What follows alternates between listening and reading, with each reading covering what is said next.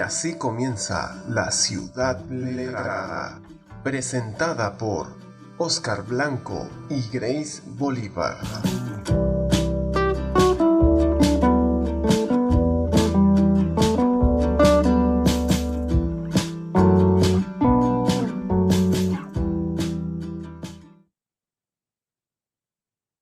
Los espectadores de cine son vampiros callados. Jim Morrison. Los lectores son mis vampiros. Ítalo Calvino. Y hoy podemos decir que iniciamos con una paradoja. Tenemos un día muy luminoso, mucho sol, tanto así que nos enceguece. Y no le hacemos justicia al tema del día de hoy. Y ya ustedes sabrán y se darán cuenta por qué decimos que hacemos la paradoja. Somos la ciudad letrada, la ciencia de golpe. El equipo que hace posible este espacio está conformado por Manuel López en los controles, Eli Blanco en las redes sociales, Oscar Blanco y Manuel López en la producción general y en la conducción, quienes siempre tenemos el inmenso placer de estar acá con ustedes, hablar y demás. Grace Omalí Bolívar Cote, que después de una pequeña pausa se incorpora otra vez, y quien les habla, Oscar Elías Blanco Correa. Grace. En Juliaca parece que hace mucho sol en este momento, ¿no? Al igual que aquí en Conce. Sí, está haciendo un solazo que bueno, calienta un poco, pero quema. Entonces no es agradable. Nosotros somos de los que les huimos al sol. ¿Y por allá? Acá hace un sol que, te digo, a mí me está matando. Hoy no quiero tener sol. Hoy estoy deshecho. Agua. Sí, Agua hoy. sentí. Mucha agua, Oscar, mucha agua. Bienvenidos a todos los que nos están viendo, los que nos están escuchando. Y bueno, les recuerdo nuestras redes sociales. Estamos en Facebook, Twitter e Instagram como La Ciudad Letrada. Y nos pueden encontrar por YouTube como La Ciudad Letrada también. Se pueden suscribir, pueden comentar, los pueden compartir. Lo que ustedes quieran. Es gratis todavía. Oscar, dime el número de nuestro WhatsApp, por favor. Sí, nuestro número de WhatsApp, donde usted puede enviar su nota de voz, dando su opinión, su punto de vista sobre el tema que hoy estaremos tocando, y también puede formular preguntas y nosotros lo emitimos en el aire, es más 569-307-49893, más 569-307-49893. Lo pueden ver, a ver si, a ver. Creo que por allá. Bueno, ahí Grace lo está apuntando. Ver el número. Bien. También les recordamos que si se han perdido algunos de nuestros episodios, pueden volver a ello, chequearlos, mirarlos, dejar sus comentarios y, ¿por qué no?, también sugerirnos algunos temas que a ustedes les gustaría que nosotros tratemos acá con los invitados correspondientes. Grace, hoy hablaremos, bueno, sobre un tema que yo en lo particular creo, y eso lo conversamos con nuestra invitada de hoy, este programa debió emitirse a la medianoche para hacerle justicia al tema, pero bueno, no podemos cambiar con la pauta horaria, así que nos ha tocado que emitamos a las 15 horas de Chile, a las 14 horas de Venezuela y a las 13 horas de Perú y Colombia, y en este momento deben ser las 20 horas en Europa. El tema de hoy es interesante. Yo creo que a veces se pasa un poco por debajo de la mesa, pero es un tema que hoy yo creo que no vamos a dar banquete, porque nuestra invitada pues es conocedora de esto y nos va a explicar algunas cuestiones muy, muy buenas sobre los vampiros. Entonces, el tópico lo hemos titulado de vampiros y otras nocturnidades. Para el tema tenemos nuevamente a nuestra querida, a la buena de Dulce María Santa María, la poeta de poetas. Dulce, ¿nos puedes perdón, Grace, Dios mío, hoy estoy... Grace, ¿no puedes recordar agua, quién, agua. Dulce? Y disculpe la audiencia estos devaneos momentarios que tengo. Muy bien. Dulce Santamaría es profesora de castellano, literatura y latín. También cursó estudios de pregrado en el IPC y salió graduada en la especialidad de literatura y lengua castellana. Igualmente, en la misma casa de estudio, realizó maestría de literatura latinoamericana, un doctorado en pedagogía del discurso y postdoctorado en educación, ambiente y social. Actualmente es jubilada del IPC, pero asiste un curso de convenio universitario y uno del IPC. Escribe y tiene publicaciones de poesía y otros textos. En sus futuros proyectos está publicar un libro sobre el escritor venezolano Alfredo Armas Alfonso. Asimismo, en diseñar talleres relacionados con la lectura y promoción del texto literario. Así que bienvenida, Dulce, una vez más. Buenos días.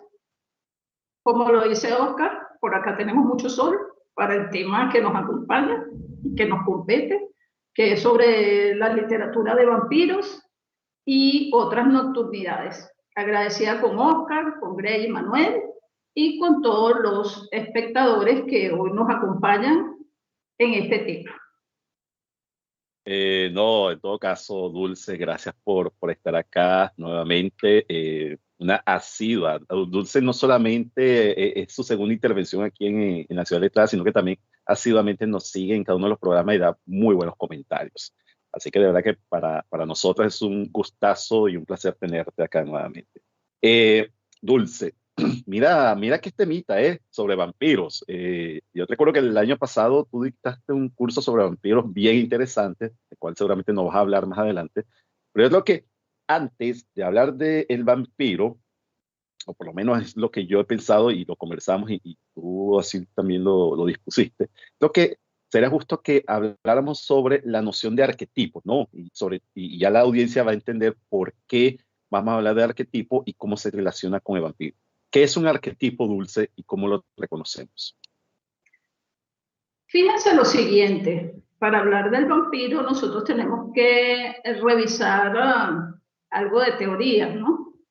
Y quizás quienes nos indican sobre el aspecto del arquetipo son dos grandes psiquiatras, Freud y Jung.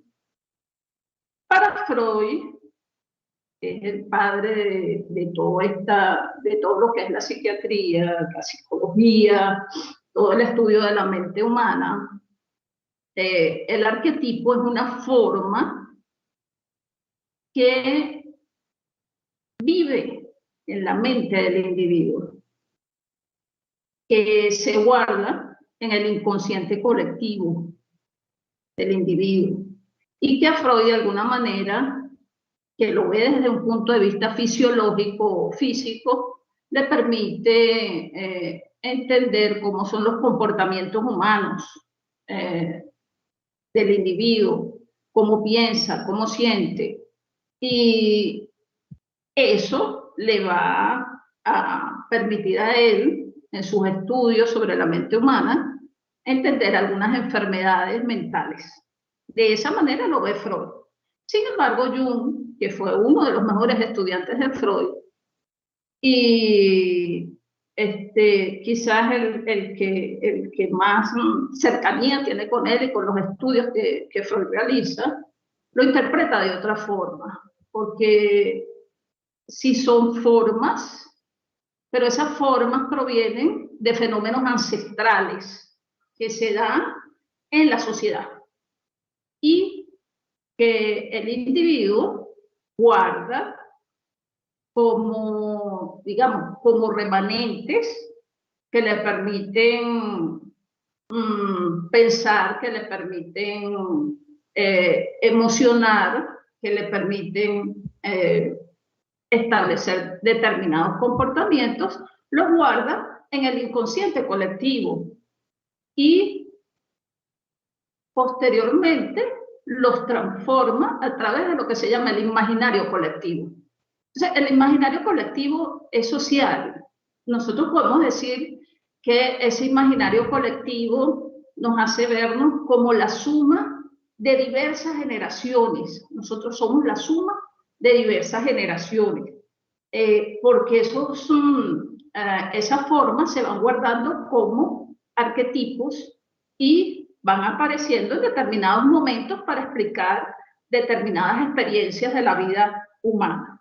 Si nosotros queremos decirlo de esta manera, el arquetipo tiene una forma de expresarse, y esa forma de expresarse es a través de las imágenes y los símbolos. Y esas imágenes y esos símbolos se presentan a lo largo, se presentan en todos los individuos, en todas las sociedades, en todas las culturas, y van pasando de generación en generación. Son como imágenes universales, ¿okay? Acuñaciones que permanecen en la mente del individuo. Ahora bien, esas acuñaciones generan tipos de arquetipos. ¿Okay? Podemos hablar, por ejemplo, de temas arquetipales. Temas arquetipales podrían ser la creación y podría ser la venganza. Por ejemplo, si nosotros nos vamos a la novela La Odisea de Homero, vemos que hay un elemento que mueve a Odiseo, la venganza contra los pretendientes.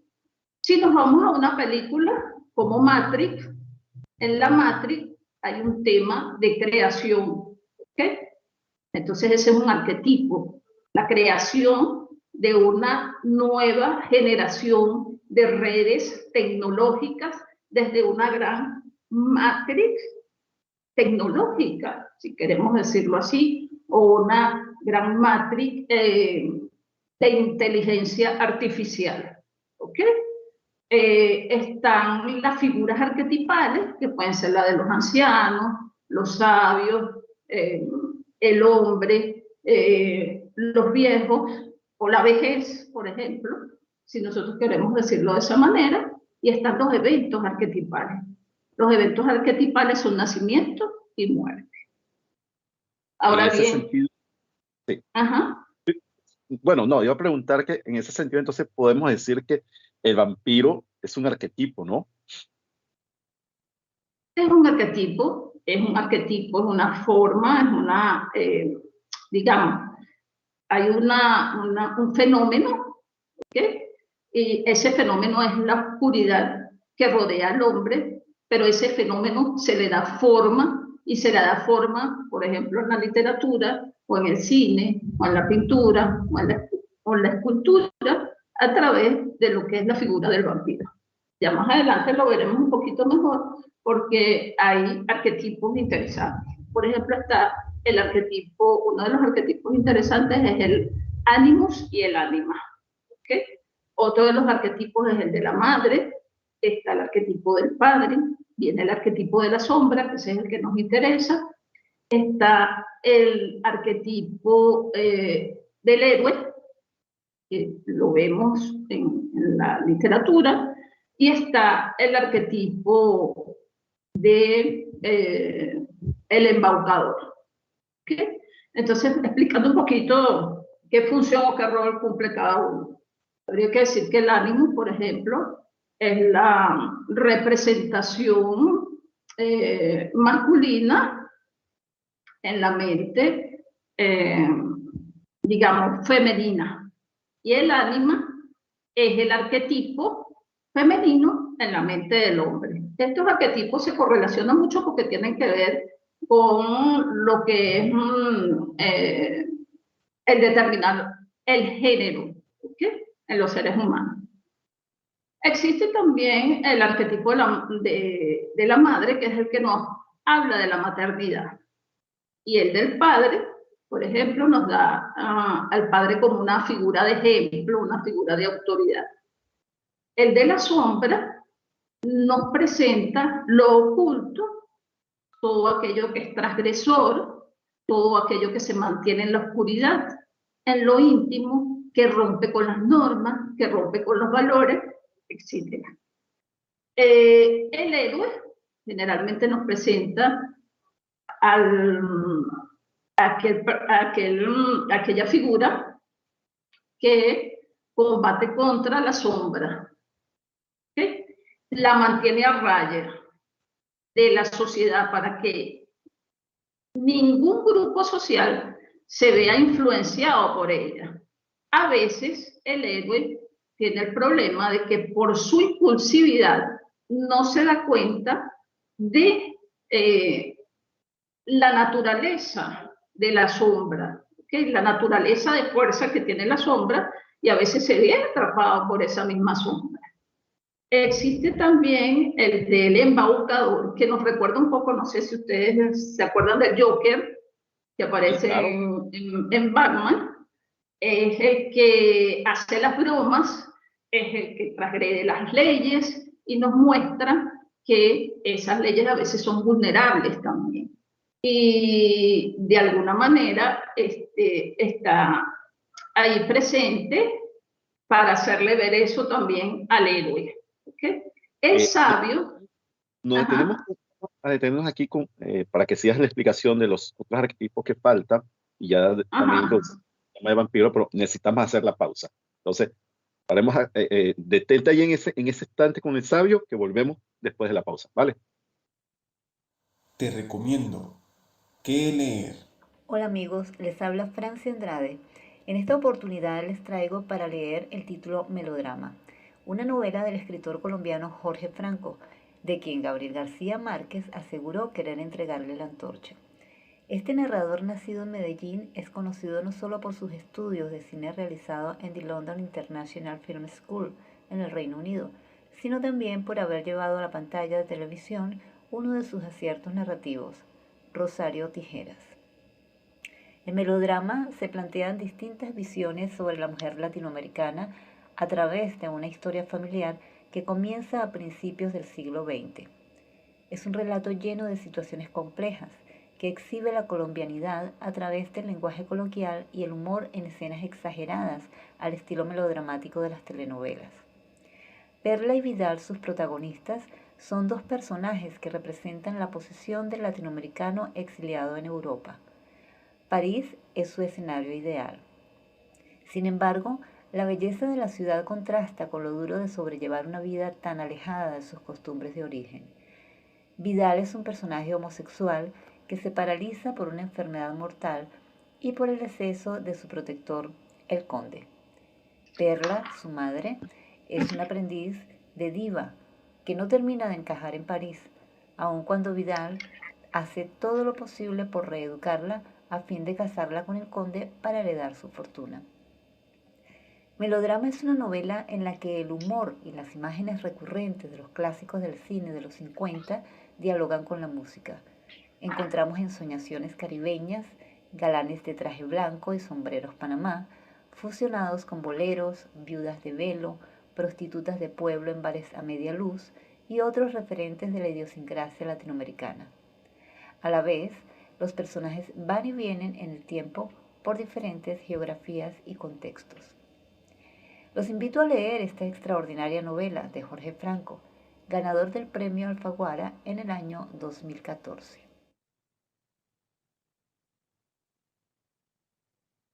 Estamos de vuelta con la ciudad letrada. Tenemos a nuestra buena de Dulce Santa María dándonos aquí una disertación de los arquetipos. Ya vamos a continuar con la explicación de El Sabio y los otros arquetipos faltantes. Antes, queremos saludar a quienes en este momento reportan pues sintonía y están presentes en nuestro chat de YouTube. Luis Liz dice, estoy con ustedes. Gracias, Luis Liz, por estar.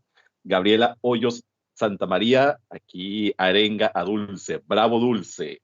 Y el bueno de Dante Figueroa, como cada domingo nos acompaña, nos saluda. Hola, Ciudad Letrada, saludos. Recuerden, todos los que están también en sintonía pueden enviar sus mensajes por YouTube y también por nuestro número de WhatsApp si desean dar alguna opinión o hacer alguna pregunta a nuestra invitada. Y nosotros, por supuesto, lo emitiremos en el aire. Dulce, nos quedamos con el arquetipo del sabio. Bueno, fíjense que les comentaba que el arquetipo del sabio es interesante porque es el que arroja luz al camino del héroe, ¿okay? Es el que le indica por dónde ir y por dónde no ir. Y el arquetipo que ya les comentaba, el del embaucador, que es el parecido a lo que es la figura del Joker, no recuerda la figura del Joker, que es el que hace las bromas, el bromista, el que muestra que las leyes son vulnerables, en fin. Y del cual tiene que cuidarse el héroe. Ahora bien, viendo esta definición de arquetipo, nosotros podemos entrar un poco en lo que es el vampiro, lo que es la figura del vampiro desde el arquetipo de la sombra, ¿okay? Que es el que se correlaciona con él. El vampiro es un ser que se ve como un ser oscuro, un ser de la noche, un ser que transita en una atmósfera envolvente, que lo muestra como un predador de sangre, ¿okay? Necesita alimentarse de la esencia humana. Digamos que el más reconocido, la figura más reconocida es la que proviene de los países eslavos, donde el vampiro es un cadáver, no muerto, que es restaurado a la vida como ese personaje que absorbe la energía vital de otros seres a través de la sangre. También se dice que de alguna manera la sombra debe tomar una figura para representarse, ¿okay? Recuerden que si son fenómenos experienciales, la manera como vemos los arquetipos, pues esos fenómenos son intangibles y tienen que ser representados a través de algún material. Entonces la sombra toma la figura del vampiro para tener vida, ¿okay? Y manifestar desde esa vida todas aquellas situaciones atávicas del sistema límbico, que es el sistema animal humano. ¿Okay? ¿Por qué sale el sistema animal humano? Porque el vampiro es un predador y alguna vez fue un ser humano, pero se transforma en un predador que debe alimentarse de la sangre humana. Es interesante ver de esta manera al vampiro y entenderlo desde esta faceta, porque nos va a ir dando, por ejemplo, algunos elementos claves que nos permiten ver cómo se va formalizando la figura del vampiro en la literatura, si nosotros queremos decirlo de esa manera.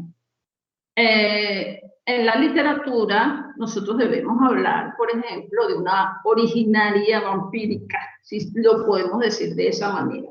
¿Por qué debemos hablar de una originaria vampírica? Porque si pensamos en el arquetipo, en lo que hemos dicho, pues el vampiro ha existido desde siempre. No es una cuestión, una creación literaria nada más, sino que ha existido desde siempre. Ahí queríamos como acuñación. ¿Cuándo surge esta figura del vampiro? Porque, claro, nosotros estamos acostumbrados a verla primero en la literatura, ahora en el cine y también está en otros artefactos culturales, pero ¿cuándo surge esta figura del vampiro que de alguna manera, lo decíamos tras las cámaras, que es una muy seductora esta figura? Entonces, ¿dónde están los inicios? Porque, no sé, se me ocurre, pienso en este momento en el Drácula de Bram Stoker, pero sé que quizás y no inicia, creo que está mucho más atrás, ¿no? Ok, sí, está mucho más atrás. La figura de ese vampiro está mucho más atrás. Pero hay unos elementos que son fundamentales, que no podemos dejarlos de lado, si lo queremos decir así. Y son unos elementos que tienen que ver con la religiosidad y tienen que ver con la historicidad. ¿Okay? Por ejemplo, en la religiosidad, nosotros podemos decir que existe la figura del vampiro. ¿Okay? Si lo vemos desde el punto de vista religioso y también desde el punto de vista mítico. En la parte religiosa lo encontramos, por ejemplo, en las historias que nos transmiten las apreciaciones de los rabinos sobre el Génesis. En el Génesis, ¿okay? En la cultura judía, aparece en el libro del Génesis y lo llaman Lilith, ¿okay? Que fue la primera mujer de Adán. En las culturas judaicas, por ejemplo, lo ven como Lilith. En la Vulgata de la Biblia de Jerusalén lo llaman Lilith, pero también lo llaman Lamia.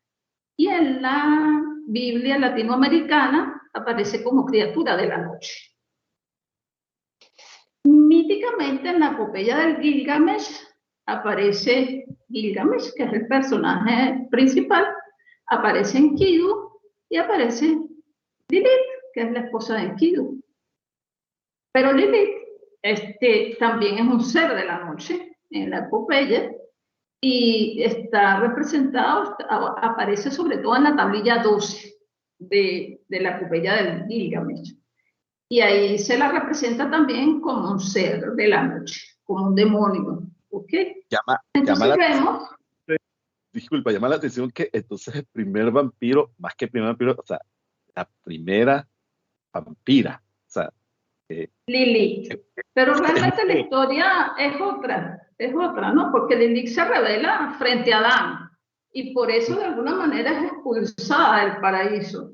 Entonces se revela frente a Adán y por eso es vista como la seductora, como el ser oscuro, como aquella que atrapa al hombre, ¿ok? Solo por haberse revelado a Adán. En la historia, saliendo del ámbito mítico y del ámbito religioso, nos encontramos con Vlad Tepes Drácula, príncipe romano, príncipe de Valaquia, y nos encontramos con la condesa Eszed Báthory, la condesa sangrienta, que es prima de el primero. ¿Okay?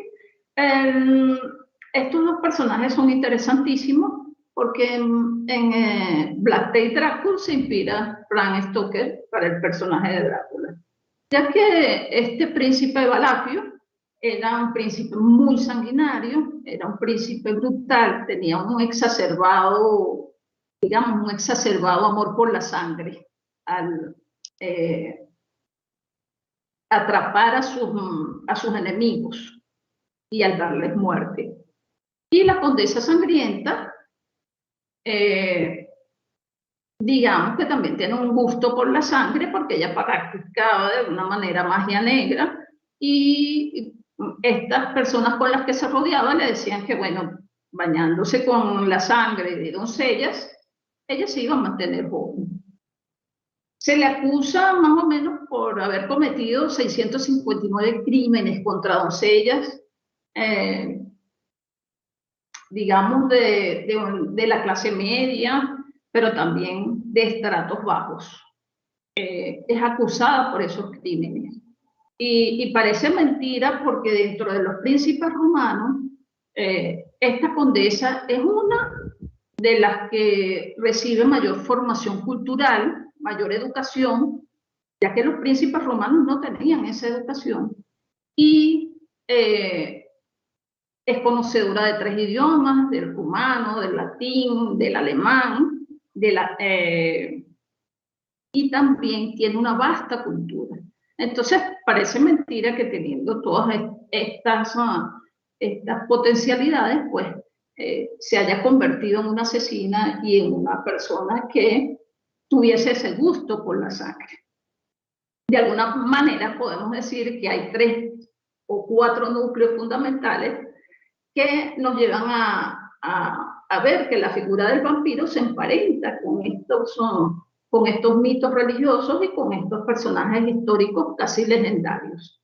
Esos aspectos son la seducción, digamos, el pertenecer a la oscuridad, el ser seres de la noche, lo sangriento y lo brutal, al dar muerte a otros seres. Entonces, esos son los núcleos que dan pie a que nosotros veamos que el vampiro tiene como unos antecedentes, ¿okay? Unos antecedentes y unas raíces Por eso se habla de una originaria vampírica.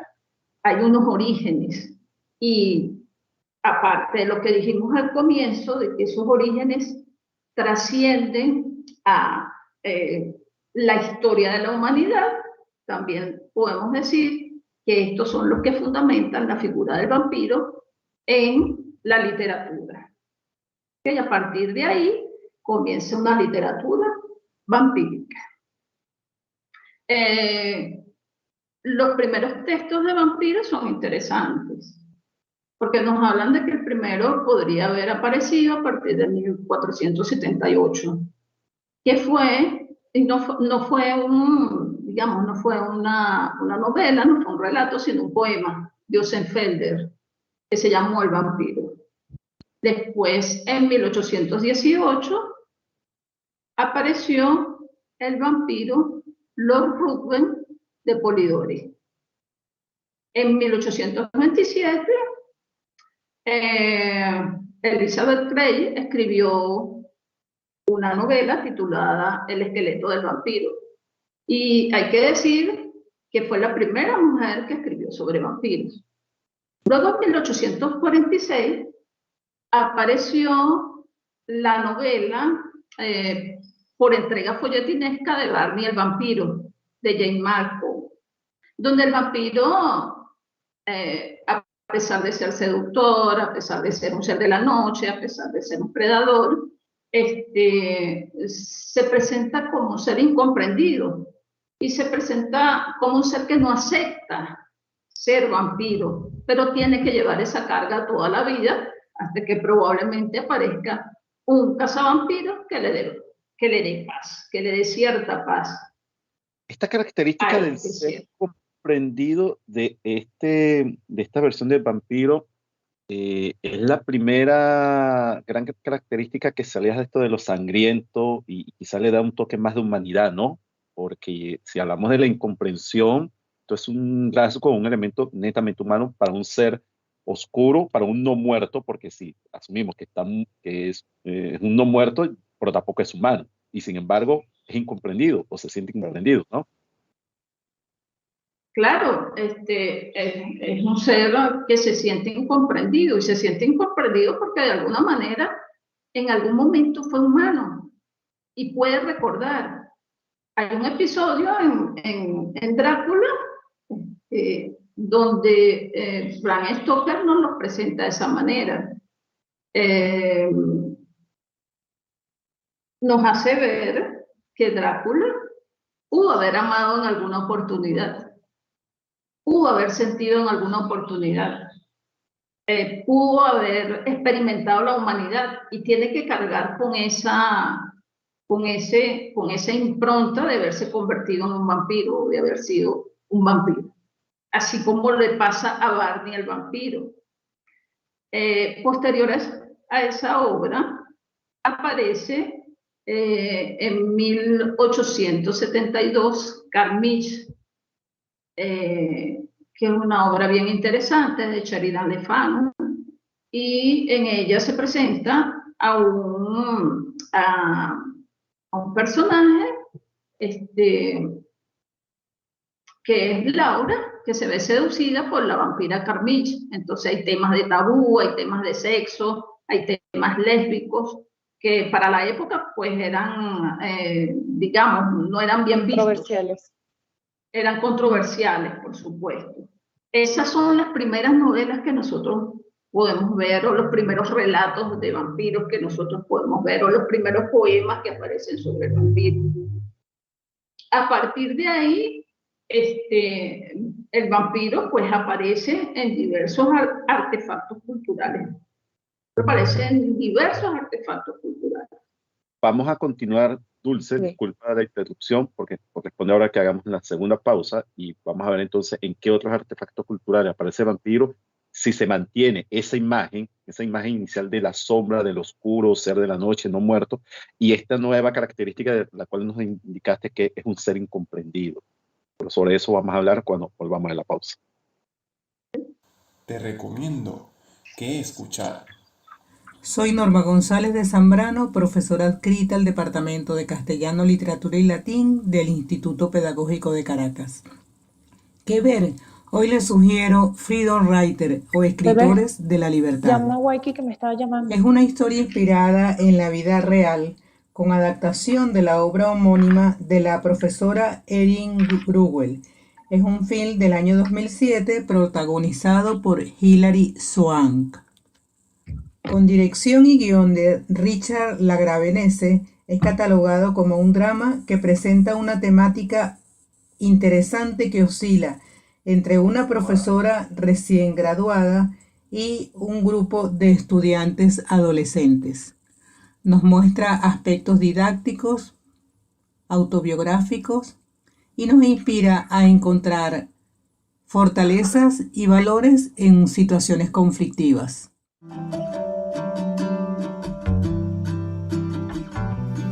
Y estás escuchando La Ciudad Letrada.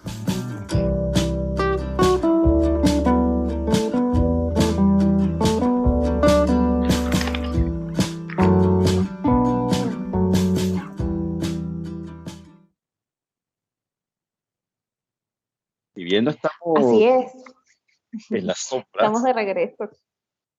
En las sombras con mucha luz. lo cual es una paradoja, ¿eh? Una sombra lumínica o luminiscente, como dirían algunos de mis estudiantes Es que que aprenden español. nosotros, Oscar, siempre hemos llevado la oscuridad por dentro. Yo soy un amante de la oscuridad, o sea, de verdad. Todo lo que me conocen lo saben sé. que yo soy un ser oscuro, aparte de mi color, Sí. soy más oscuro. Tienes un corazón oscuro, Oscar, todos lo sabemos. Totalmente. Vamos a leer los comentarios que tenemos en nuestro chat de YouTube. Por acá, Coco CD dice, interesante y para mí curioso tema. Roraima Ruiz dice, interesantísimo.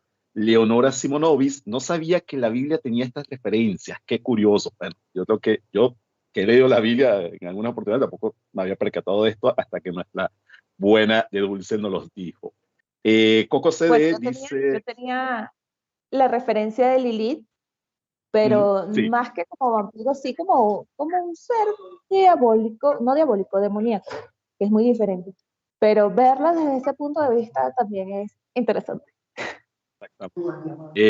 Coco CD dice, Ana Rosa Bermúdez, sigan así, lo están haciendo bien, felicitaciones y éxito, muchas gracias.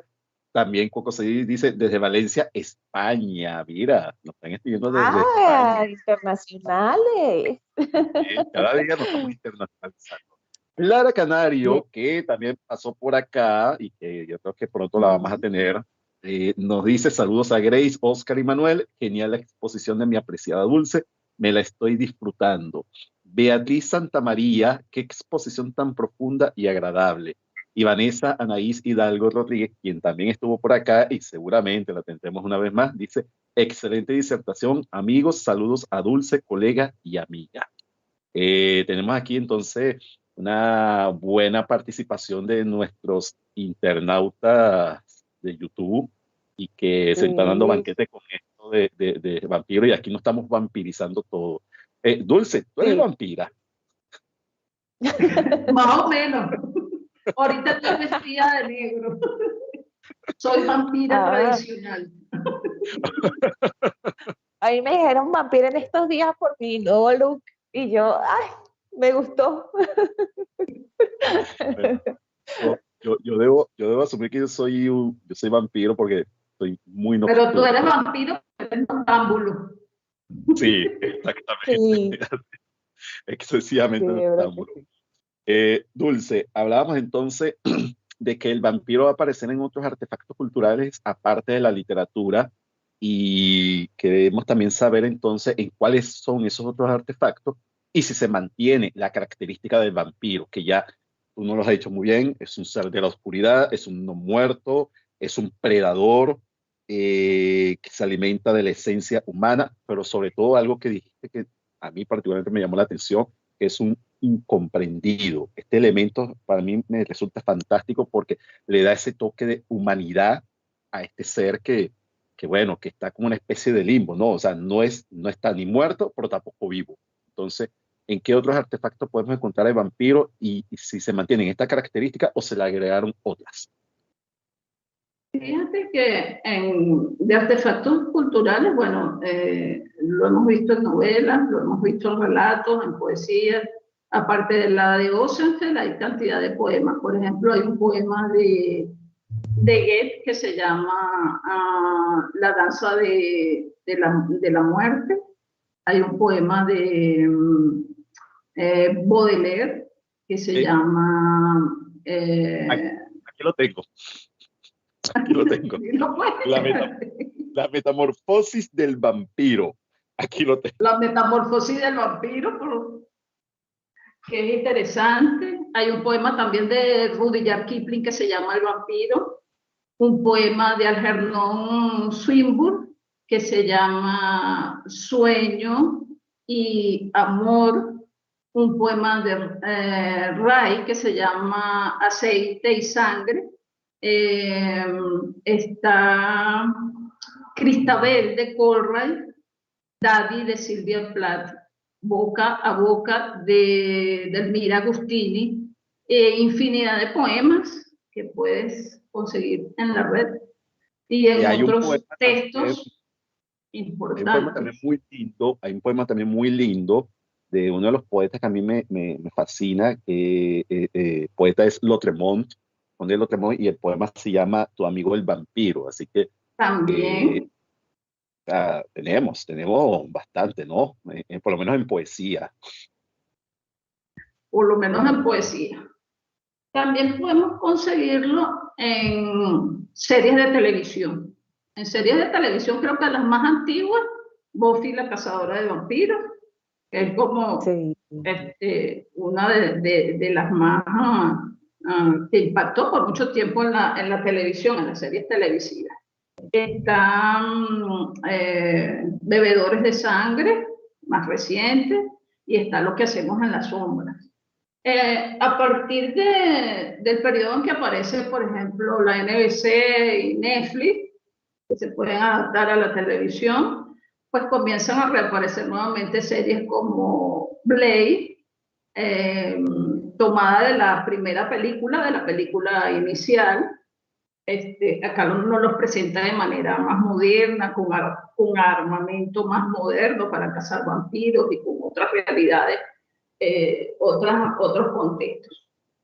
Aparece también una versión de Drácula de Netflix que nos presenta a este personaje en la ciudad de Londres, y su objetivo es la venganza, que es la venganza contra toda la ciudad londinense. Pero lo interesante es que se presenta como un magnate de la energía, ¿okay? Que maneja todas aquellas fábricas que tienen relación con la energía nuclear. Y esa va a ser una de sus formas de atentar contra la sociedad londinense, aparte de que es un vampiro. Está también Medianoche en Texas, que se ambienta en la obra de Charlene Harris, Cazadores de Sombras, y en Bebedores de Sangre. En cine conseguimos otras tantas representaciones. Creo que la más antigua es la direccionada por Ted Browning, el Drácula de Ted Browning.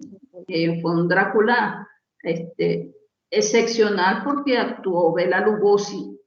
Bela Lugosi fue uno de los actores rumanos que yo diría que él demostró eso que hablábamos del vampiro ahorita, que es un incomprendido. Se asumió tanto el personaje que Bela Lugosi dormía en un ataúd en su castillo de Hollywood, porque vivía en un castillo, su mansión era ambientada al estilo de un castillo. Se vestía con capa negra, su vestimenta de negro, pues el personaje lo atrapó totalmente. Y luego viene el de Murnau, el Drácula de Murnau, que es un director francés, el de Francis Ford Coppola, donde participa como autor Christopher Lee. Está también El misterio de Salem Lot, de Stephen King. Y más viejitas, por ejemplo, Inframundo, donde sale Selene. Está, a ver, otra que sea así, más viejita que Drácula. No recuerdo ahorita. Pero están también las películas que son para niños, ¿ok? Como por ejemplo Hotel Transilvania. Sí. Escuela para monstruos, donde aparece también el vampiro. Está una... Nosferatus es sobre un vampiro. Nosferatus, ¿okay? De Herzog, donde actúa Klaus Kinski. Y la versión de Klaus Kinski es extraordinaria porque nos presenta la figura del vampiro y nos presenta la sombra, ¿okay? Las dos cosas disociadas, pero a la vez unidas en la película. Ahora, Dulce, ¿por qué tanta fascinación por el vampiro? O sea, tomando en cuenta, uno, que es un ser oscuro, es un depredador que quizá contraviene, vamos a llamarlo así, todos los valores humanos, porque, o sea, al ser depredador mata, quita vida, en algunos casos transforma esa vida de la cual le succiona la sangre, le extrae la sangre. Entonces, ¿por qué tanta fascinación por esta figura que, bueno, ya tú nos lo has dicho, tanto en la literatura como en el cine, inclusive en la música también, hemos visto el vampiro? ¿A qué se debe esto? Desde tu punto de vista. Obviamente el vampiro es un seductor, ¿ok? Creo que lo primero que tendríamos que decir es que el vampiro es un seductor. Pero no solamente eso de que el vampiro es un seductor, sino que el vampiro ha ido proyectándose y ha ido cambiando a lo largo del tiempo. Y al cambiarse su figura se ha comercializado, se ha convertido en un producto comercial, el vampiro. Entonces, por eso tú lo puedes ver en arte también. En pintura, hay una pintura, por ejemplo, de Edvard Munch, que se llama Amor y Dolor, que representa una vampiresa, ¿sí? Y es de carácter expresionista. En la escultura, lo puedes ver, por ejemplo... No, disculpa, no conozco esa obra de Edvard Munch, pero voy a buscarla. Viniendo de este pintor, debe ser fantástica, ¿eh? Es interesante porque es una pintura que te representa a una mujer vampiro, que como él la percibe.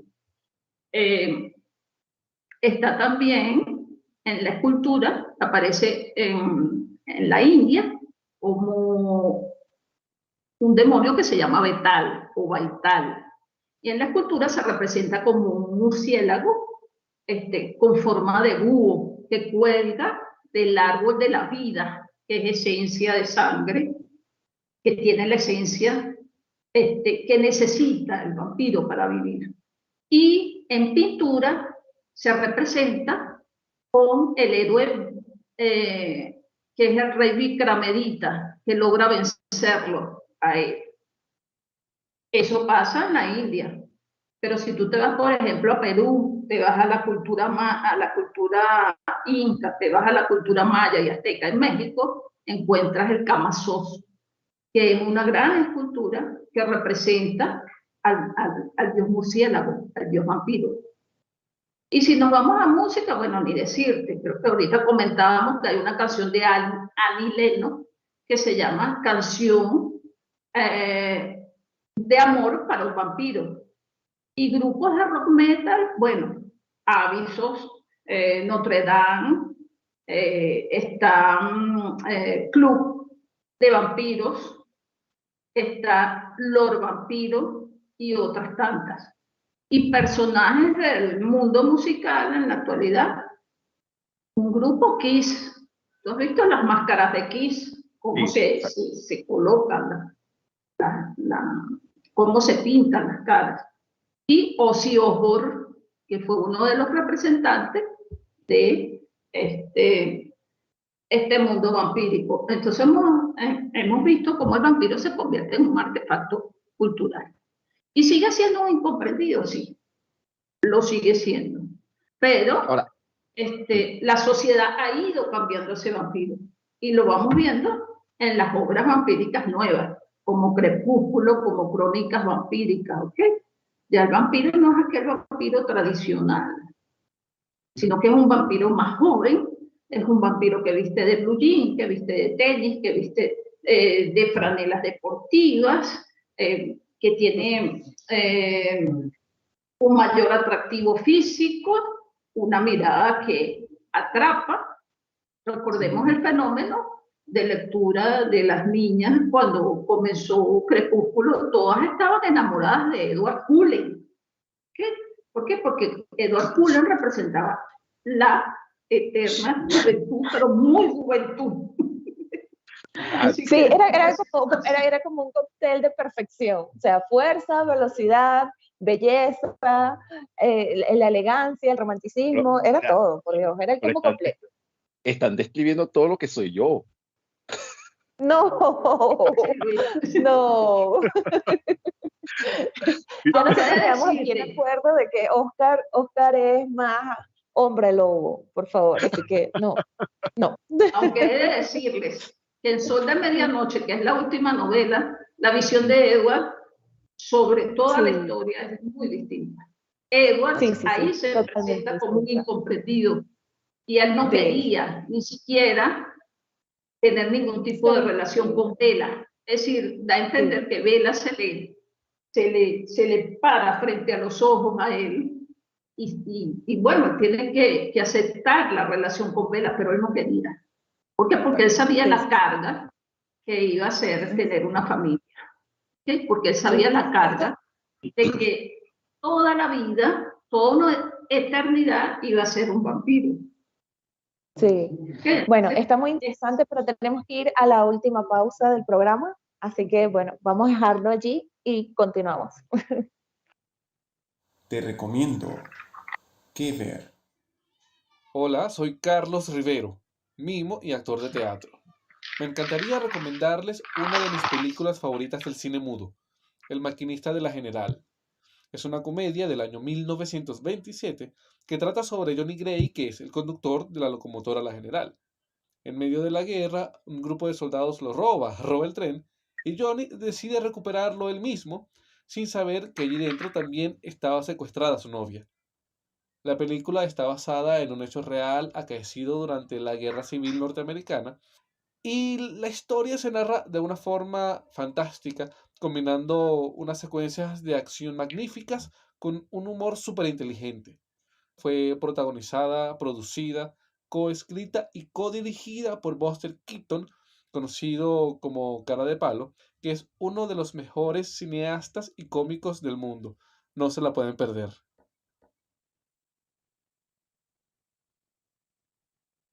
Estamos de vuelta, amigos de La Ciudad Letrada. Por acá vamos a leer los comentarios que tenemos en nuestro chat por YouTube. Y de verdad que a mí me complace mucho leer el siguiente mensaje porque es de uno de mis profesores de literatura en la universidad, en el Pedagógico de Caracas. Por acá se reporta el profesor Einar Goyo, quien primero nos dice hola, y luego dice, la figura del vampiro que describe Dulce conecta directamente con la figura y el imaginario del héroe maldito gestionado por los románticos desde Schiller a Hugo. Saludos a todos. Qué maravilla leerlo, por lo menos por acá, profe Einar, y tendremos la invitación para que esté en nuestro programa con algún tema de su interés. Por acá Vanessa nos dice, el vampiro sigue vigente, la literatura contemporánea se sirve de él. Un vampiro en Maracaibo de Norberto José Olivares es un ejemplo. Lo estuvimos comentando efectivamente, Vanessa, detrás de la cámara, de esta novela fantástica de un vampiro en Maracaibo. Por acá el profesor Eina nos aclara, dice, Dulce, mucho antes de Buffy están las famosas sombras tenebrosas de Barnabas Collins. Por acá Dante Figueroa plantea lo siguiente, tengo la impresión de que uno o una de las presentadoras tiene un peinado nuevo, pero no logro darme cuenta de si es Oscar o si es Grace. Oye, Dante. Buena observación. ¡Qué buen ojo! ¡Qué buen ojo! Gracias, Dante. Coco se dice en el deporte, aquí en Valencia, España, el murciélago es un símbolo. Efectivamente, el equipo de fútbol de Valencia, España, tiene en su escudo a un murciélago. Clara Canario dice, entre esos vampiros modernos, recuerdo una serie donde el cantante Chayanne era un vampiro, un bello vampiro, y se ríe. Leonora Simonovis, me pregunto si en el vampiro hay una tendencia hacia la rebeldía y una resistencia a lo normal. Ah, mira, interesante pregunta que plantea Lorena Simonovis. Y ya la vamos a responder, Dulce. Y por último, profesora Ina Argollo, acepta la invitación, dice gracias, encantado. Así que, profe, lo contactaremos pronto para entonces gestionar un programa. Dulce, ¿podemos responder esta pregunta de Leonora Simonovis, si el vampiro es una tendencia hacia la rebeldía y una resistencia a lo normal? Pues sí, yo creo que sí. Hay una cierta rebeldía en el vampiro, ¿ok? Hay una cierta rebeldía en el vampiro y esa tendencia se marca hacia la normalidad, hacia el elemento de lo normal, ¿ok? Creo que el vampiro ha sido rebelde en todo momento y creo que nos los determina de alguna manera creo que nos los determina de alguna manera el estudiar cómo ha sido su evolución. Yo creo que comentaba un poco en alguna oportunidad existía una especie de tipología del vampiro, ¿no?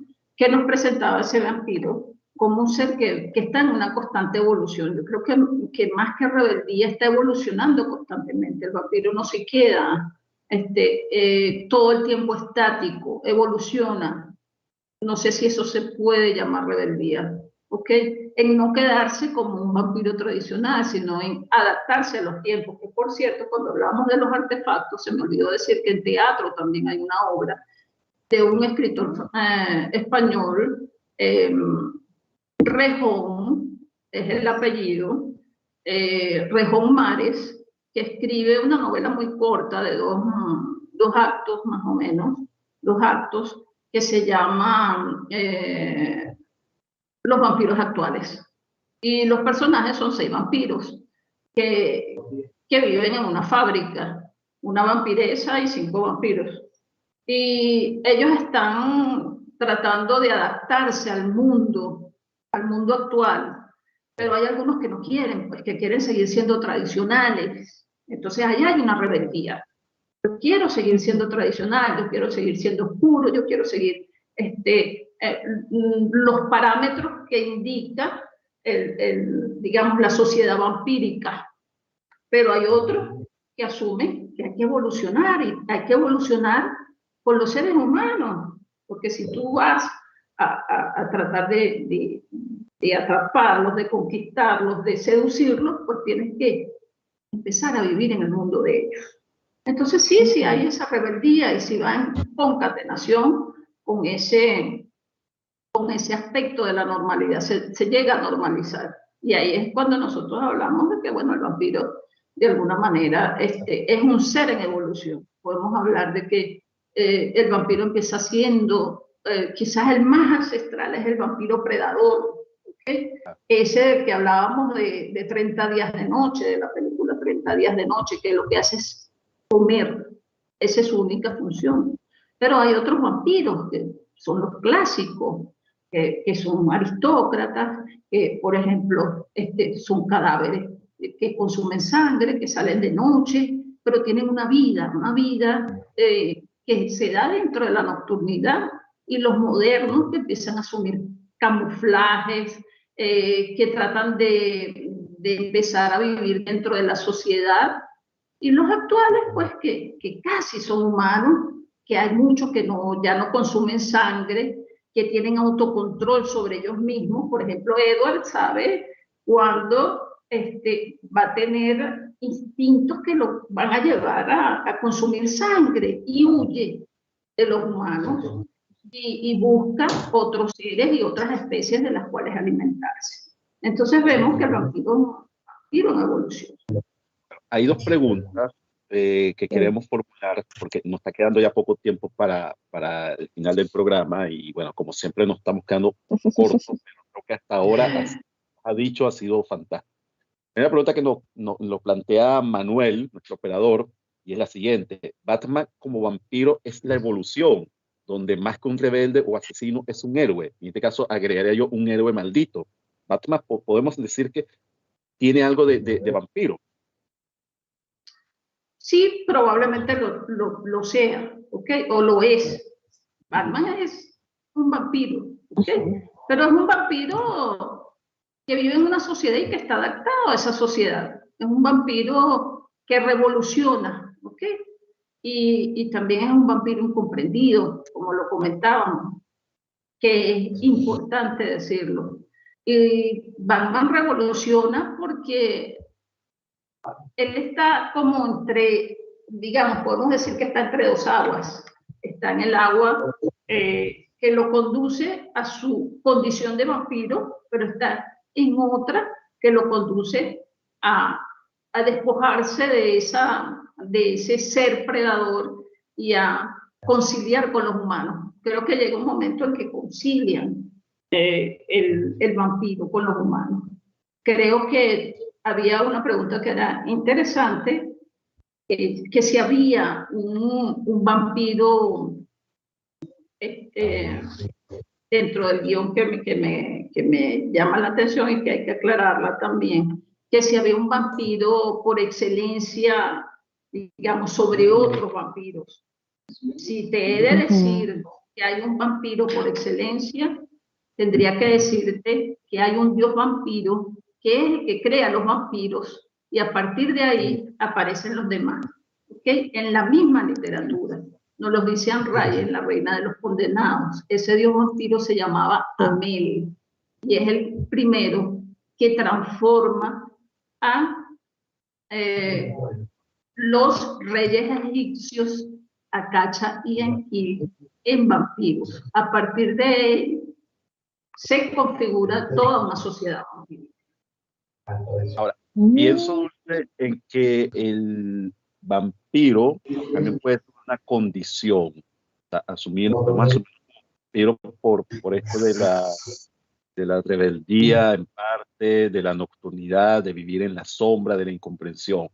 Y creo que lo hablábamos antes del programa, la imagen que se me viene es la de los poetas malditos del simbolismo. Baudelaire, Lautréamont, Rimbaud, Verlaine.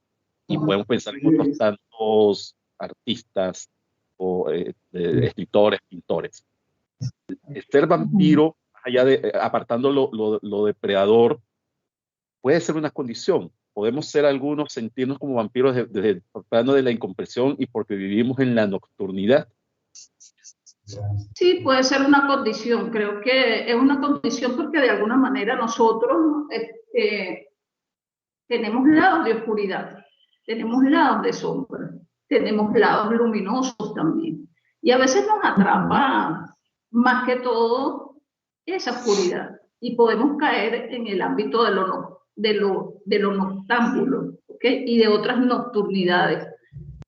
Si mal no recuerdo, cuando nosotros solíamos estar en el taller, nosotros nos gustaba mucho recorrer Caracas y salíamos del taller tarde y a veces salíamos de noche y recorríamos Caracas y nos llamaba la atención. Sí, lo recuerdo perfectamente. Pero también la luminosidad que reflejaba esa oscuridad. Porque la oscuridad lo que es una opacidad, se opaca la luz, se vela la luz, pero no del todo se pierde.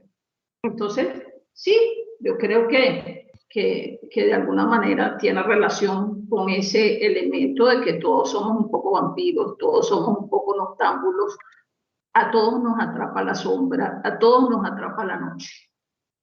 Eso es sí, ciertamente interesante y sucede en esta sociedad y en la actualidad con nosotros. Estamos a punto ya de finalizar. Manuel, nuestro programa nos está indicando que estamos listos, pero nos acaba de llegar una última pregunta. Yo creo que es justo que la leamos y con la respuesta que nos dé Dulce, ya entonces estaríamos finalizando. Antes, Leonora Simonovic dice, da las gracias por la respuesta a Dulce, súper interesante. Y Roraima Ruiz dice, entonces, si trasladamos esto a la realidad, quiere decir que nuestra sociedad está llena de vampiros, o mejor dicho, todos tenemos un vampiro adentro. Roraima, antes que Dulce nos responda, yo diría que sí. Estás hablando por lo menos con 3 vampiros que tiene acá. Bueno, no tanto como Sí, un vampiro, totalmente. pero sí hay Noctámbulos, algo pues. de oscuridad en nosotros, como les decía, y sí hay algo de la sombra, pues, de esa oscuridad que nos llama la atención, de esa atmósfera envolvente en la que nos, nos atrapa el vampiro. Creo que es más que todo la atmósfera en la que habita ese vampiro y la que nos atrapa en esa nocturnidad. Exacto. Y Creo que hay unas cosas que recomendar. Por ejemplo, hay unos libros de cabecera que hay que leer a Manuel Bravo con lo que es la mitología del vampiro, la mística relacionada con el vampiro. Hay un libro de Badeley que se llama La cultura gótica, y hay un capítulo ahí que se llama El diablillo de la perversidad, que es el capítulo 1. Todo el libro es interesante, pero ese capítulo es más interesante porque habla de la época dorada de la literatura gótica y nos habla de los vampiros. Se le saca el jugo a ese capítulo. Y textos, pues hemos hablado de Israel Centeno, hemos hablado de Mercedes Franco, de Norberto José Olivar. Hay un texto de Salvador Garmendia que puede dar pistas sobre el vampiro en el brujo hípico, que se llama Claves, y nuestros autores latinoamericanos, Rubén Darío con Tanatopia, Horacio Quiroga con El vampiro, con La gallina degollada, que tiene que ver mucho con el tema del vampiro por la sangre, y con El almohadón de plumas también, que tiene que ver mucho con el elemento sangre. Hay un texto de Carlos Fuente de 2013 que se llama Black, que también es bueno leerlo, ¿okay? Que habla sobre el vampiro. Bueno, no, tenemos casi que ir. Antes leemos los últimos comentarios. La fascinación del vampiro tiene mucho que ver con lo erótico, efectivamente. Esto lo dice Einar Goyo, pero también con la relación del vampiro con Lucifer, el hijo renegado de Dios, y con el deseo humano por no morir nunca. El mismo Einar dice, desgraciadamente también hay una triste banalización de la figura del vampiro. Roraima Ruiz, excelente, profesora Dulce, muchas gracias por compartir su análisis. Nunca me había detenido a pensar lo que este personaje o arquetipo podía representar. Einar Goyo dice, y también la poeta menciona Yolanda Panti, efectivamente tiene un poema sobre el vampiro. Y Luis Razón dice, y vampiro ahí también. Y Luis dice, y esa Caracas de noche era nuestra nocturnidad, efectivamente. Dulce, se nos quedó cortísimo el programa. Yo creo que aquí todos disfrutamos, tuvimos una audiencia que estuvo muy ávida de saber, y yo creo que, bueno, como se lo decimos a todos nuestros invitados, necesitamos un segundo programa para hablar sobre vampiros y más nocturnidades, por favor. Así que, Dulce, rápidamente despídete de la audiencia en estos pocos segundos. Bueno, ha sido para mí un placer haberles compartido algunos de los conocimientos que he podido aportar sobre la literatura vampírica. Y gracias nuevamente a Oscar, a Grey y a Manuel por esta invitación. Y a todos los espectadores y sus preguntas y su interés por el tema. Sí. Grey, rápidamente. De verdad que sí. Siempre se nos queda corto y de verdad que está sumamente interesante. De verdad, muchísimas gracias a todos los que estuvieron atentos, a todos los que comentaron en YouTube. De verdad, eso nos llena muchísimo. Y bueno, agradezco una vez más poder estar aquí. La semana pasada tuve ciertos problemas con internet. Espero ya solucionarlos pronto, pero bueno, y seguir aquí. Así que bueno, les recuerdo nuestras redes sociales: Facebook, Twitter, Instagram como La Ciudad Letrada, y recuerden nuestro canal de YouTube, La Ciudad Letrada también, donde pueden comentar, compartir, escribirnos, todo lo que quieran. Así que gracias. Oscar. Y antes, Roraima Ruiz dice, felicidades, qué buen espacio que se te pita. Gracias, Roraima. Einar Goyos nos felicita también, muchas gracias. Y Leonora Simonovi, buenísimo, muchas gracias por esta charla tan maravillosa. Gracias a ustedes que estuvieron participando, preguntando e interviniendo. Rápidamente, el equipo que hace posible este espacio: Manuel López en los controles, Eli Blanco en las redes sociales, Oscar Blanco, Manuel López en la producción general, y en la conducción, Grace Omalí Bolívar Cote y Oscar Blanco. Gracias a todos, nos veremos en una próxima oportunidad con otro ciudadano letrado. Y muchas gracias, Beatriz Santamaría, seguramente se te mañana. Chao. Chao.